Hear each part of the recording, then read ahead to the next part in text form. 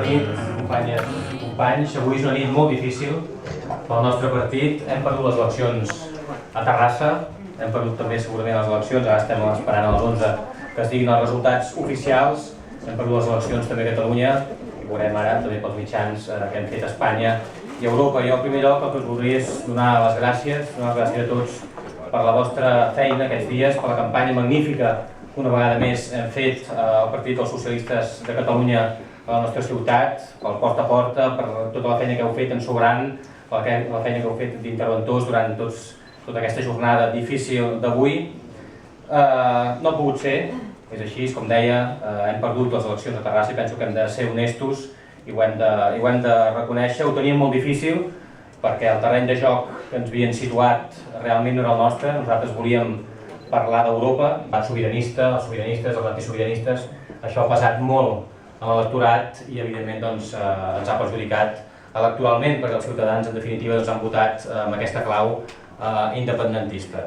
Hem quedat la segona força, sembla ser que a altres llocs el PSC i segurament a nivell de Catalunya serem la tercera força, aquí hem quedat la segona, però tampoc no voldria celebrar aquest fet perquè veníem d'un 42% de vots a les últimes europees enfront d'un 19% de Convergència i aquestes les ha guanyat Esquerra un 20% i nosaltres n'hem tret un 18% i Convergència molt a prop amb un 17%, gairebé un 18%. Per tant, els resultats, companyes i companys, són resultats molt dolents. Felicitar Esquerra Republicana, que ha guanyat les eleccions a la nostra ciutat, però també, ho hem dit moltes vegades, que ningú ens malinterpreti aquests resultats i els pugui aplicar al que seran les futures eleccions municipals de l'any que ve. I tenim exemples d'eleccions que hem perdut a la ciutat, a l'època de Manel Royes i també del Pere Navarro, però que després, pocs mesos després, traien fins i tot majories absolutes a les municipals. Per tant, que no ens enganyin, la gent no és tonta, la gent sap votar.